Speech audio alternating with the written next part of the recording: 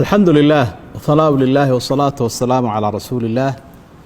وعلى آله وأصحابه وموالاه أما بعد السلام عليكم ورحمة الله وبركاته ولا الليال دمانتين مالك الصوت وقتان آدي بأو مهسنتهين إلهينا وحن كبر يا إنه خير نقص أوروريه بدبادة الدنيا دا إيو تآخرنا ونسيه balaayooyinka wareegayana inuu ilaahay naga nabadgeliyo waayo isaga dhib iyo dheef labadaba rabbi subhanahu wa ta'ala kelmadan kooban insha Allah waxay ku saabsan tahay wacyi gelin tii aynu wadnay bariyahanba la sii xidhiidha oo cudurrada laga cabanaya wabaaga ah iyo wacyi gelintii aynu shanta jumcaba soo wadnay ayay la xidhiidhaa waxa intaa sii raaca uun iyadana baraarujin kale oo aynu ku dari lahayn insha Allah marka wacyigelintu hay dambayse ee baraarujintu waxa weeye ku saabsan tahay su'aalo labadii maalmood u dambeeyay nagu soo noqnoqonayay haddaan nahay imaamiyada masaajidada oo markaa dadweynuhu xoogaa buuqa ay ka sameeyeen taasoo ahayd masaajidada miyaana laga xidhayaa oo idinkiina fatwa bixiseen xukuumaddiina ama guddidiina dee waxay iclaamiseen masaajidadii la qufulayo dadkaasi waa dadkii jeclaa masaajidada iyo inay ku cibaadaystaan oo runtii aynu u mahadnaqayno abateedka u leeyihiin cibaadada marka taasi waxay runtii ku habboonaatay in wax laga yidhaahdo waxay markaa dadku daliishanayaan ama ay ku sababeynayaan saddex arrimood ta u horeysa weeyaan waxay leeyihiin dhib weyn oo imika taagan oo aynu masaajidada u xidhnaa ma jiro waxa la sheegay waa wax iska kooban oo waliba guddidu ay sheegtay inaanay waxoodu khatar ahayn xanuunkoodu marka heer aynu masjidka albaabada isugu dhufanna ma joogno waxa labaadoo dadku ay daliishanayaan inagu sibaynu uga duwannahay caalamkan dadka xareeyey oo dadkeenna boqolkiiba 80 suuqay ku nool yihiin oo maalintii qaraabkooda iyo qadadooda ay u doontaan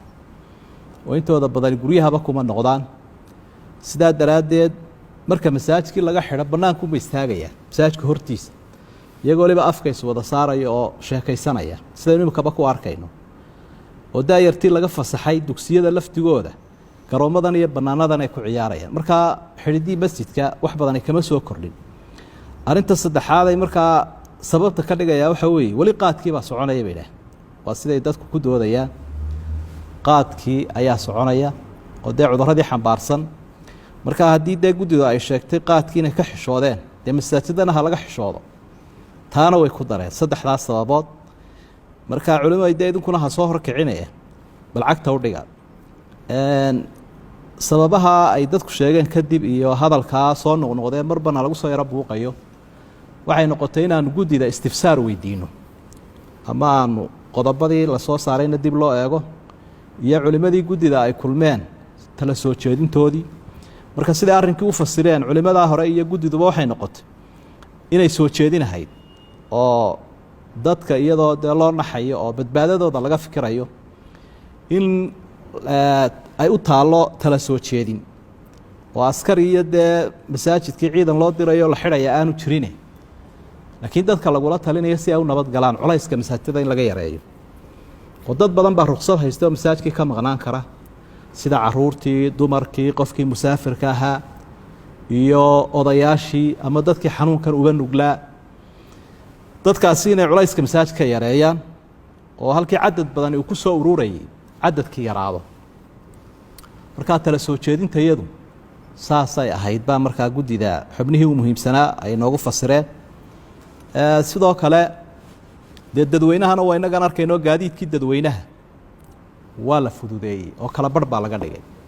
marka fudaydkaasunba arrintu ay ku soo ururaysaa inay dadku sidaa u fahmaan ayaa iyaduna aada u muhiima markaa dee haddii xaaladdu kalifto oo arrinku uu sii xumaado daniba way odhan doontaa laakiin inta ka horeeya xaalku waa caynkaa weeye markan taa ka soo gudbo arrintaa iyo sixiddeeda iyo baraarujinteeda si deganaanshahaasi u yimaado oo isku waxuun baynu doonaynaa aan qalad loo fahmin waxaan raacin lahaa markaa waxyaabaha laynaga doonayo waxyaabaha laynaga doonayaa waxa weeye inaynu qaadanno tilmaamaha layna siinayo ama guddida ha ahaato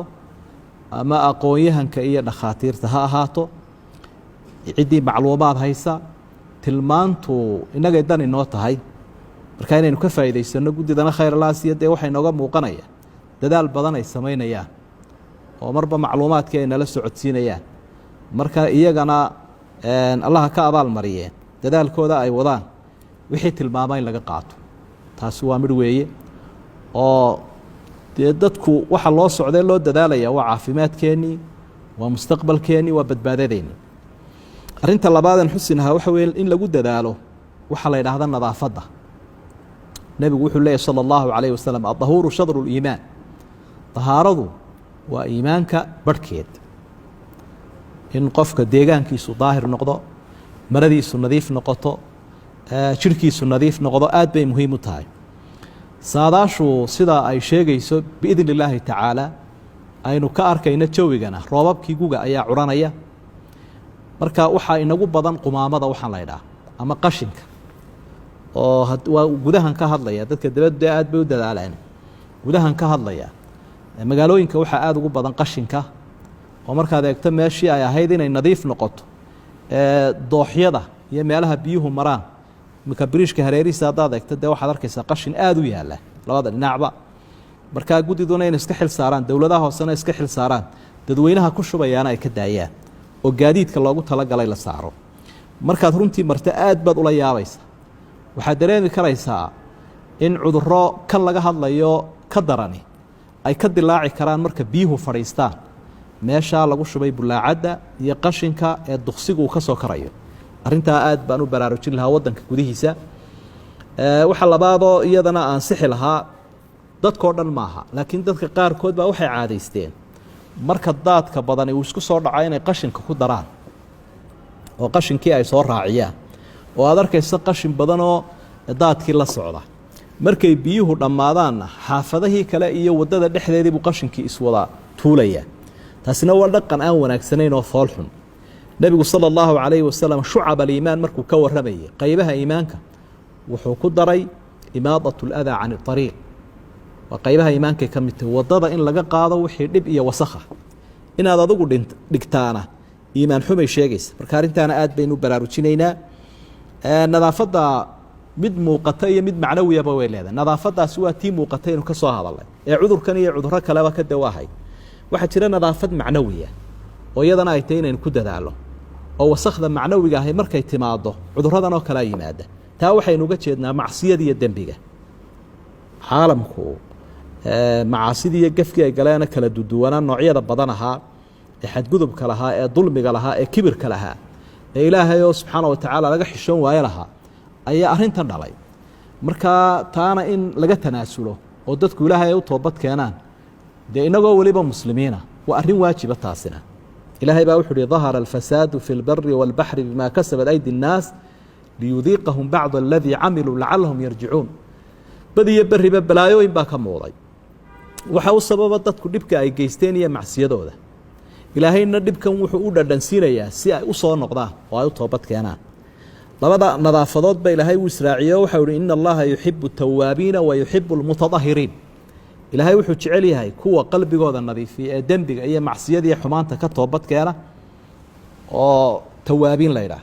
iyo kuwa mutadahiriinta ah jidhkooda iyo deegaankooda iyo arrinkooda o dhan nadiifiya marka labada nadaafadoodba inaynu israacino iyaduna waa mid madluubahoo laynaga doonayo waxaynu jamcinaynaa cilmigeennii iyo caafimaadkeennii iyo cibaadadeennii cibaadadii lagama tegayo oo waa wixii ruuxdeennu ay ku kobcaysay ee raashinka uu ahaa ee xidhiidhka ilaahay wanaajinaya subxaana wa tacaala bishii khayrka badnaydna way nagu soo socotaa